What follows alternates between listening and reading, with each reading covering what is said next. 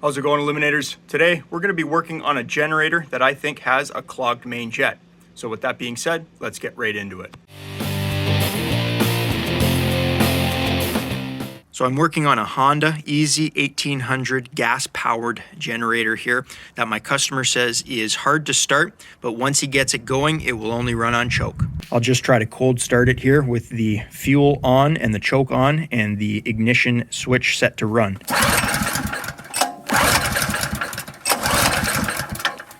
So it won't start. So now what I'm gonna do is give it just a small shot of carb cleaner. You don't need much, just enough to get something combustible inside of the cylinder.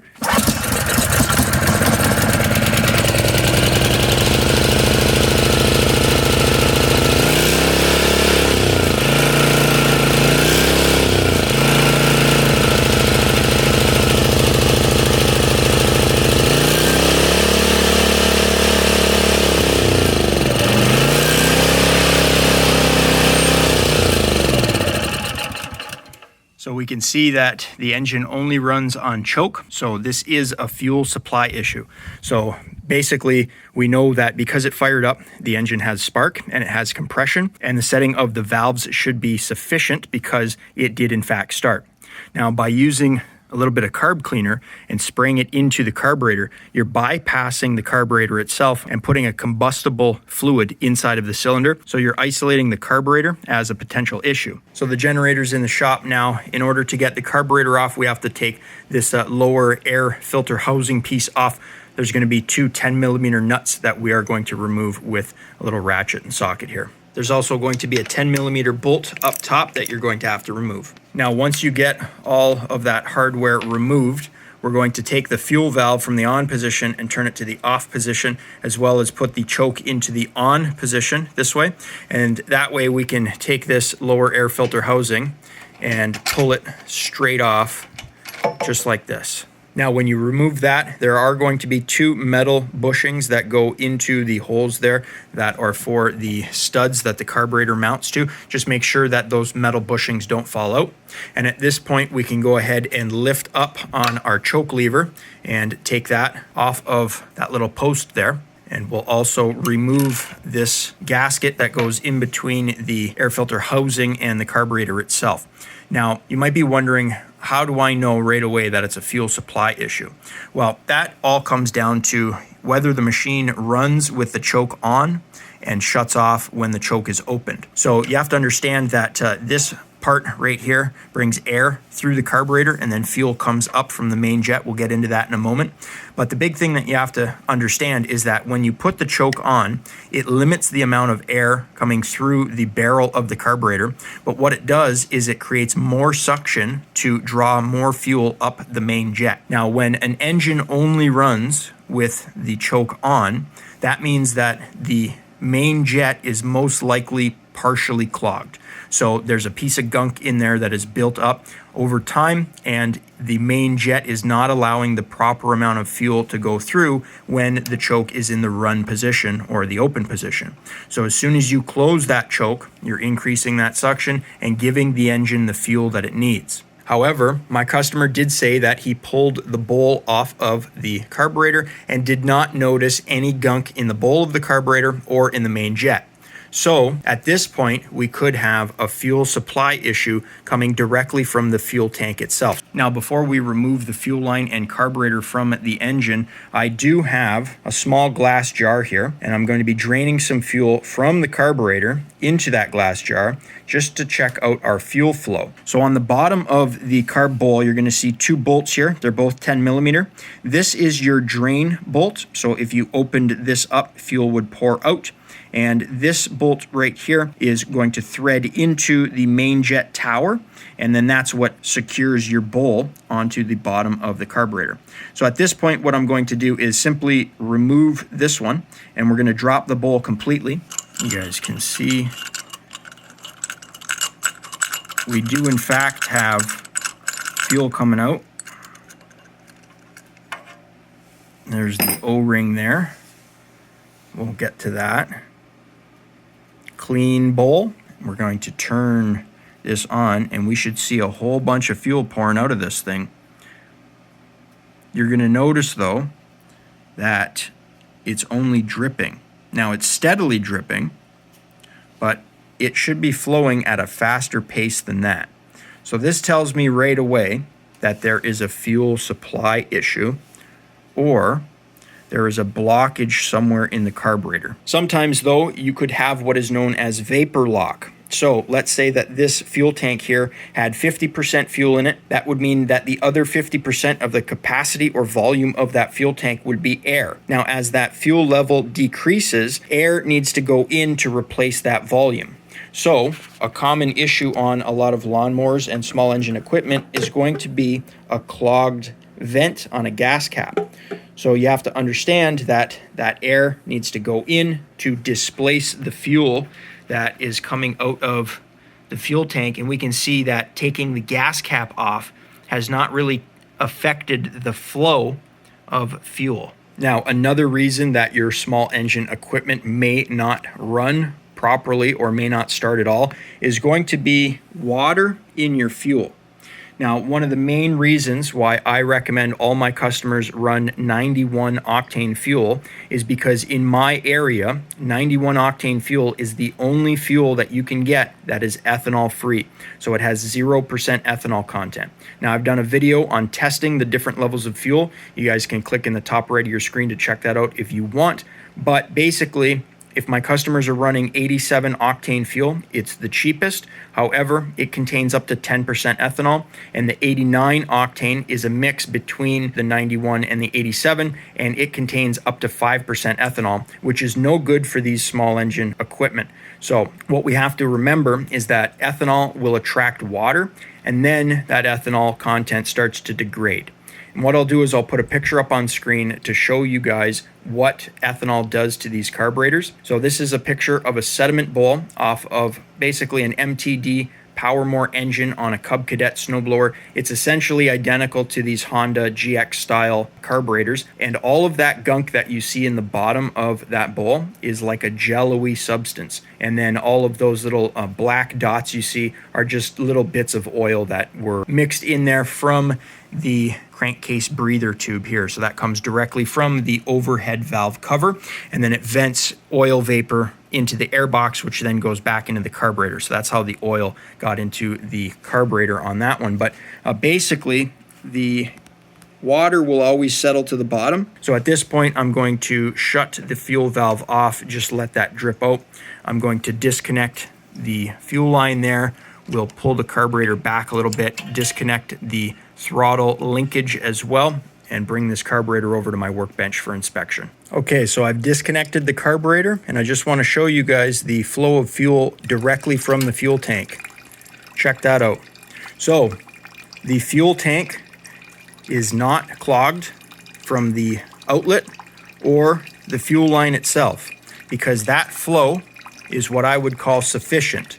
So that means that we have a blockage somewhere in the carburetor from the fuel inlet right there at the fuel valve to the seat. And you guys can see a little bit of gunk there, but I'm going to bring this over to the workbench and I'm going to drain this out. And then we're going to check just to make sure there's no water in that fuel. All right, so we're over here on the workbench. I removed the float rod, the float and needle. We know that seals. I've used a small slotted screwdriver to remove the main jet, the distribution tube from the main jet tower there. So that's what the bolt screws into. And at this point, you can take the main jet up to a light, and you guys can see that it does look a little clogged. What I'm going to do is quickly blow into it though, because that could be fuel.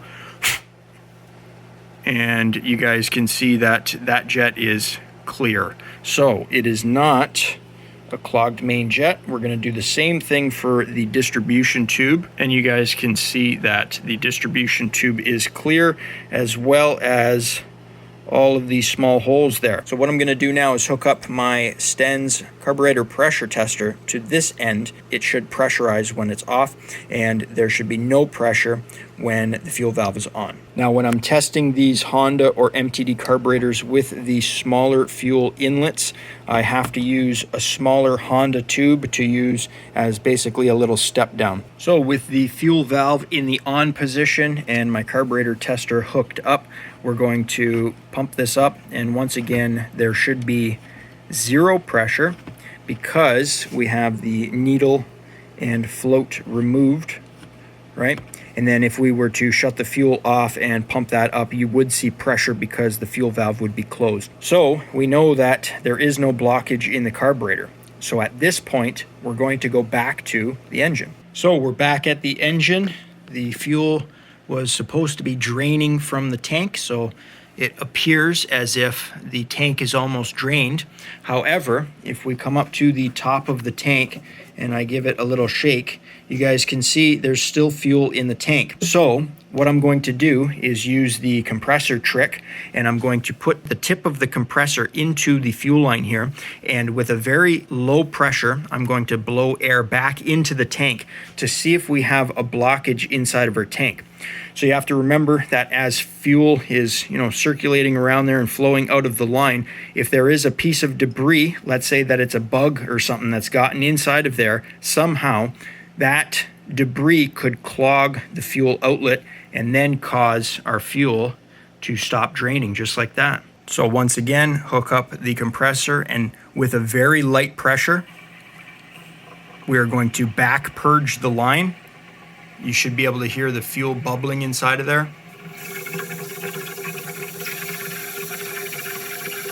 So there is definitely fuel still in that tank. See all that in there? And then what I'm going to do is disconnect my air line from the fuel tank and check it out. Now we have flow at the fuel line. So there is the source of our fuel starvation issue. See how it's starting to slow down again? So with a little bit of air, it clears out that debris, and then the debris then completely stops the flow of fuel.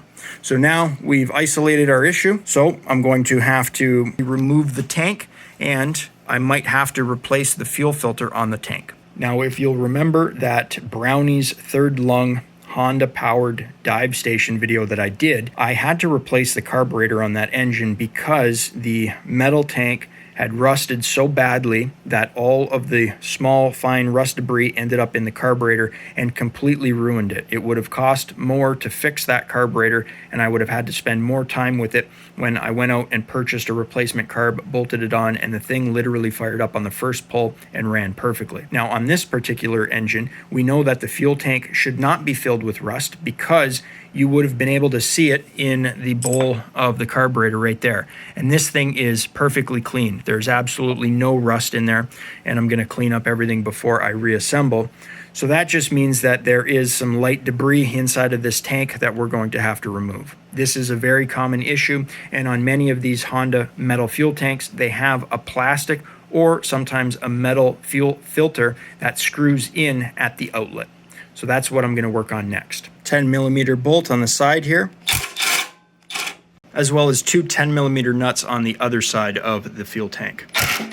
Now I've taken the fuel line clamp off because I'm going to be pulling the tank and the fuel line through this little cover here. So I'm just going to grab a hold of this tank and pull it right through just like that. I can route it through afterwards. But yeah, this tank is definitely halfway filled. Hear the fuel sloshing around?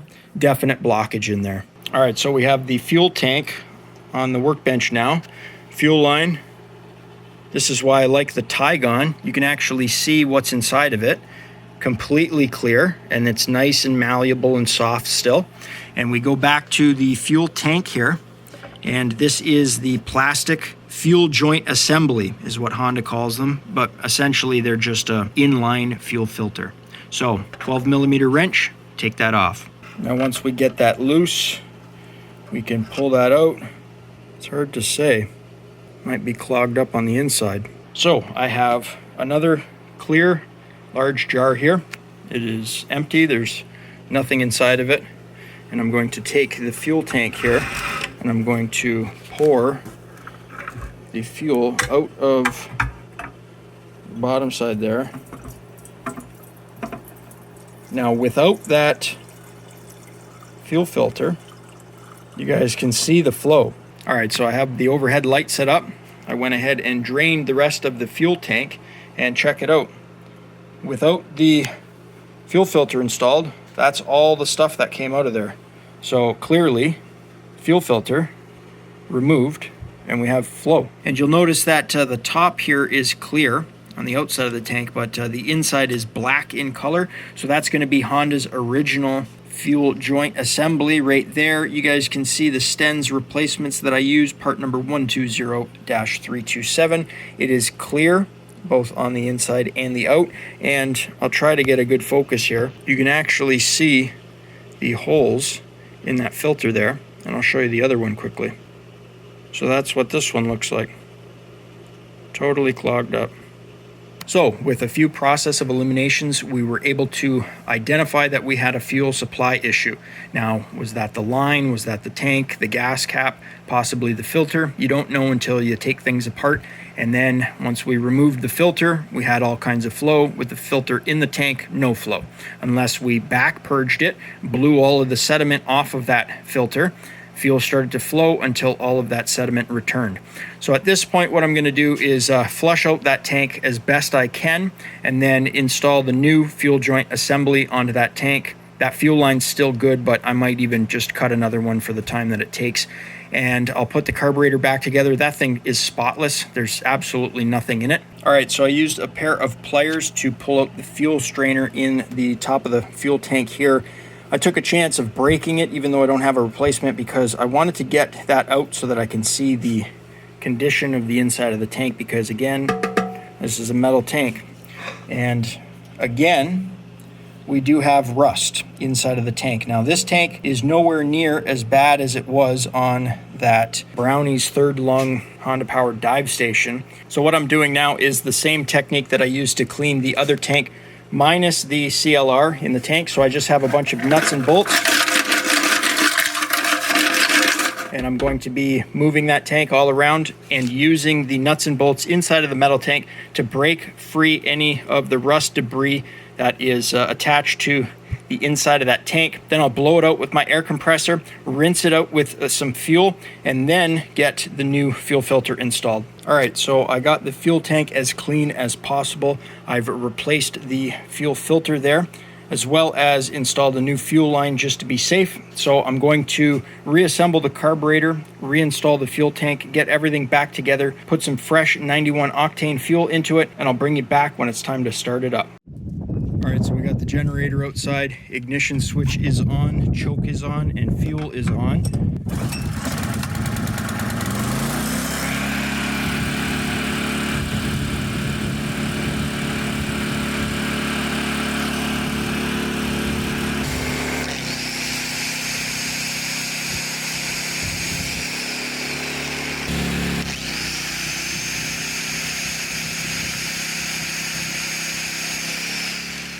And to wrap things up, with the engine running, I used the idle adjustment screw to set the engine's RPM at 3600, which is what the Honda service manual recommends. Well, that's going to wrap up today's video. If you enjoyed it, think about leaving me a thumbs up. You know, it really helps me out.